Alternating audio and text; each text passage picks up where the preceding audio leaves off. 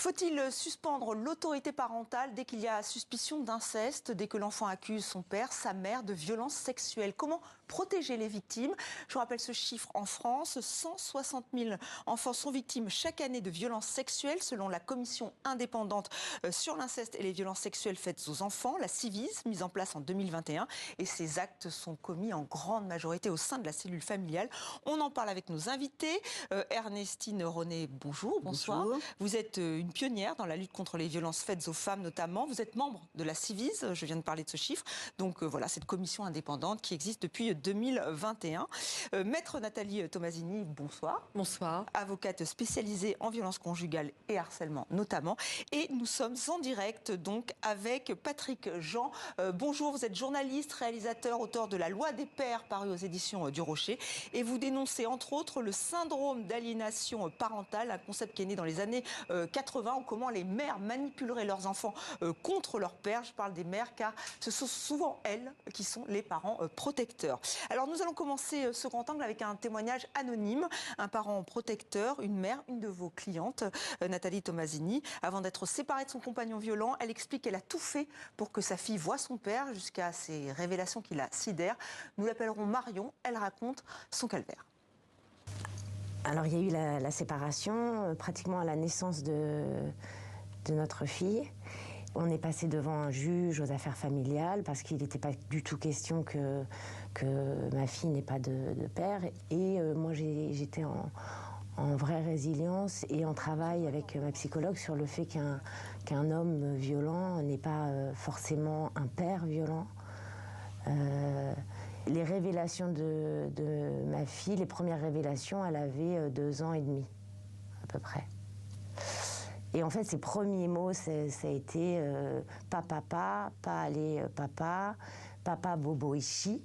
Et elle se mettait les doigts dans la vulve et c'était des pleurs inarrêtables.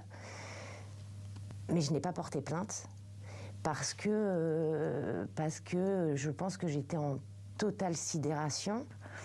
Et 7 mois plus tard, donc elle avait grandi, elle avait un peu plus la parole. Et en revenant de plusieurs jours chez son père, elle a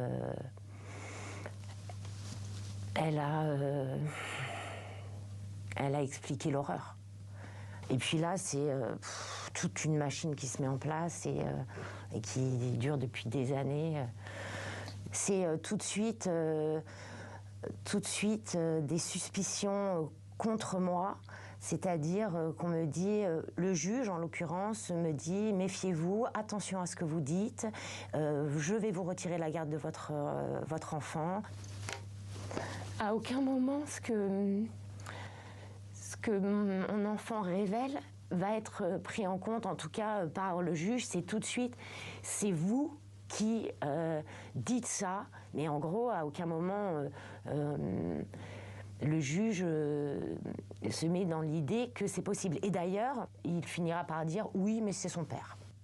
On demande aux mères de protéger l'enfant, mais dès lors qu'elle le fait, et parce que c'est aussi viscéral de protéger son enfant contre un agresseur, quel qu'il soit, on la taxe immédiatement de folle.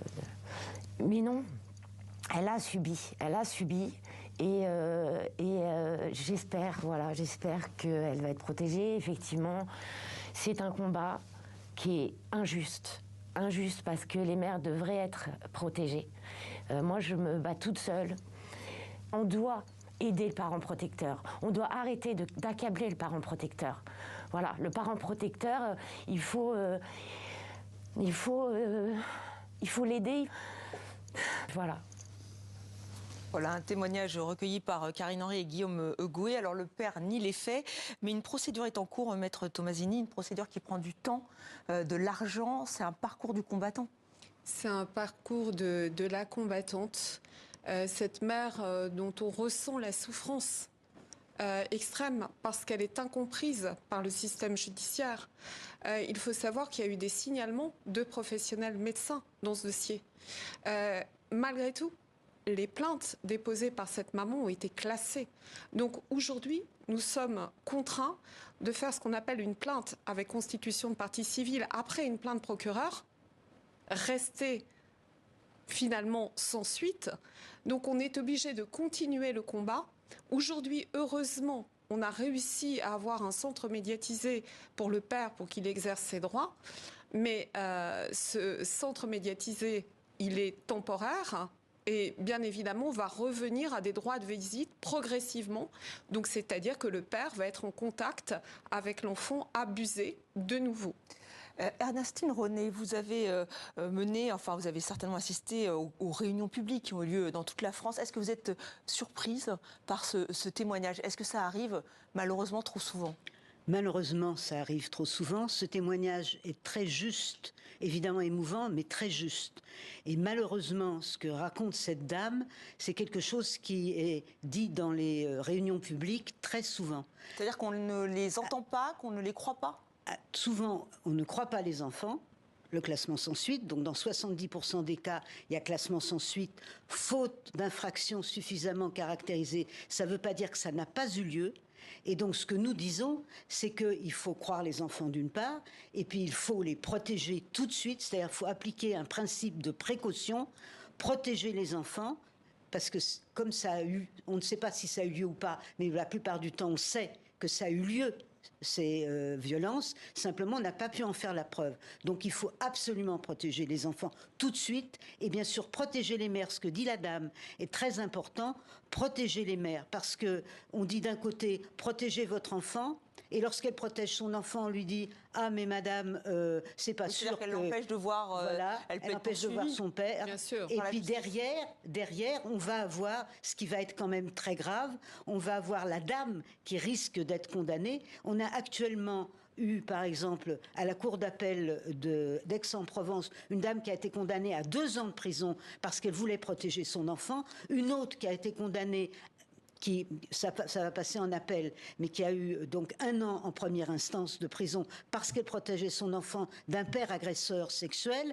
Donc on est quand même dans quelque chose où on est à l'envers. Oui, il y a l'affaire aussi Priscilla Majani qui a défrayé la chronique en début d'année. Voilà, c'est ça, qui a eu 2 ans de prison et 9 mois. On est à l'envers de la réalité. Et c'est ça qu'il faut se dire.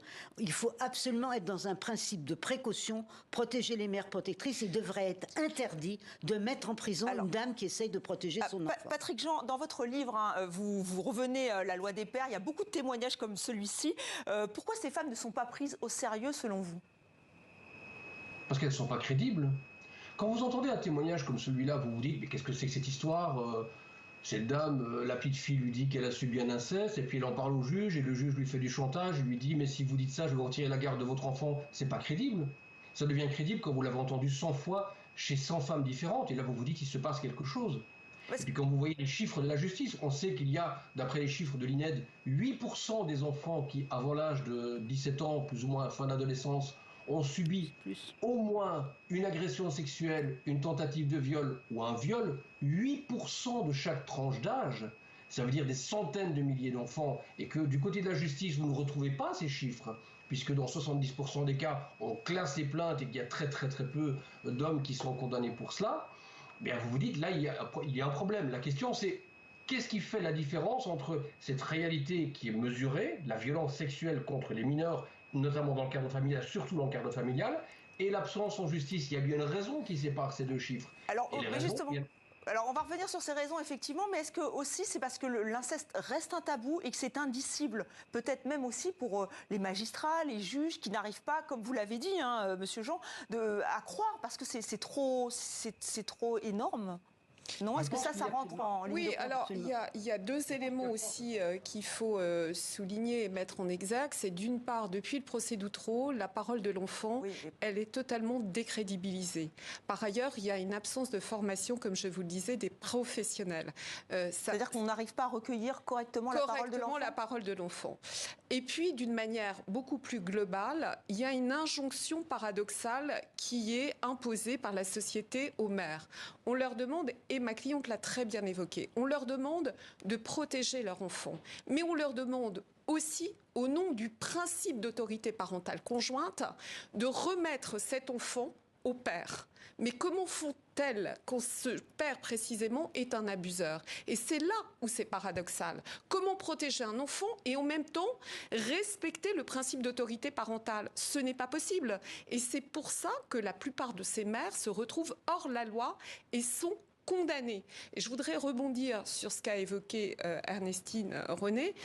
Bien sûr, principe de précaution, mais vous avez vu que Isabelle Santiago, députée, avec sa proposition de loi qui précisait justement... Qui en ce moment, effectivement, à l'Assemblée nationale. Absolument. On a refusé ce principe de précaution au nom de la présomption d'innocence.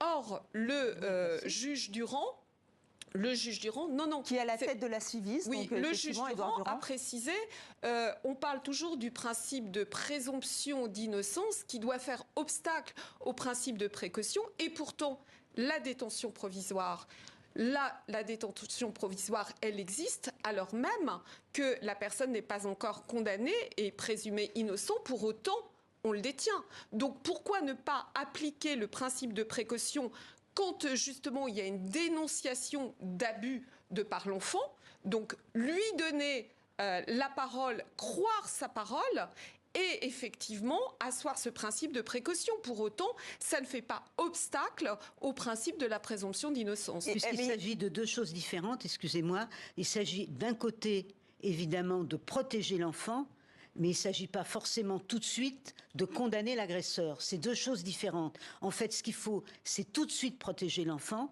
dès que les violences sont révélées. Et puis, la condamnation viendra après. Donc, suspendre l'autorité parentale dès qu'il y a les droits de visite. Voilà. On suspend et les droits de visite, les deux. Hein, c'est ce que demande la Civis. Voilà. Patrick Jean, on va revenir aussi sur ce syndrome, le syndrome de l'aliénation parentale. Le SAP, c'est un concept qui est né dans les années 80. Et cette théorie, elle s'est exportée en France. Elle a fait beaucoup de mal. Elle fait du mal tous les jours, encore aujourd'hui. En fait, si vous voulez... Je pense qu'il y a deux problèmes qui se posent aujourd'hui. Il y a un problème culturel et un problème économique. Je pense que fondamentalement, c'est là qu'il faut analyser les choses. Le problème culturel, il est que traditionnellement, depuis toujours, le père est le propriétaire des corps des femmes et des enfants. Jusque dans les années 1980, 20e siècle, il n'y a pas de viol conjugal. Un homme ne viole pas sa femme. Il fait usage d'un corps dont il est propriétaire. Jusqu'au XXe siècle, quand un accouchement se passait mal, on demandait au père s'il fallait sacrifier le corps de la femme, enfin la vie de la femme ou la vie de l'enfant. Il était propriétaire de ces corps. Donc retirer la propriété du corps au père, qui en fait usage comme il en veut, c'est culturellement un chambardement, une transformation culturelle, ce dont on parle là, la modification législative, c'est un chambardement culturel très important et dans lequel il y a évidemment beaucoup de résistance. Le père, il est tout puissant, il y a en prison des hommes qui ont tué leurs femmes sous les yeux des enfants et qui conservent l'autorité parentale. Ça ne sera plus possible aujourd'hui. Voilà, c'est remis en question aujourd'hui avec cette nouvelle loi. L'autre raison, elle est économique. J'ai calculé. Si on prend les enfants aujourd'hui, donc 8% des enfants qui sont victimes de tout cela, plus tous les gens dont les dossiers pourraient encore être jugés, donc 18 ans plus 20 ans, parce que la loi a changé il n'y a pas longtemps, enfin pour l'essentiel des gens c'est 20 ans, j'ai calculé, c'est 700 000 dossiers qui pourraient être instruits par la justice. Pensez-vous que la justice française pourrait instruire 700 000 dossiers? Donc elle n'en a pas les moyens pour 5%. Donc pour vous, il y aura un blocage lié à au fait que ça coûterait trop cher. Alors Maître Tomasini, est-ce que vous pensez... Et donc, il y a plusieurs... Monsieur Jean, ah oui, on va juste... Je suis en partie d'accord, c'est-à-dire qu'il y a plusieurs, évidemment, explications. Il y a l'explication de la décrédibilisation de la parole de l'enfant.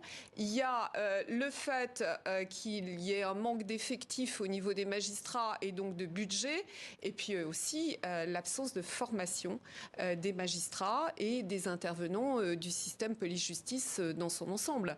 On ne recueille pas aujourd'hui la parole des enfants comme il le faudrait, selon des protocoles extrêmement précis, avec des questions extrêmement précises. Donc aujourd'hui, oui, le compte n'y est pas. On n'arrive pas à juguler ce phénomène de l'inceste et des abus sur enfants. Donc il faut, encore une fois, voilà ce que vous dites de la formation et évidemment un financement pour former ces personnes à recueillir la parole de l'enfant. Et puis des effectifs en nombre suffisant. Alors on a repris contact avec Monsieur Jean. Si vous pouvez être un tout petit peu plus concis, parce que le temps file, vous vouliez revenir effectivement sur cette notion d'aliénation parentale.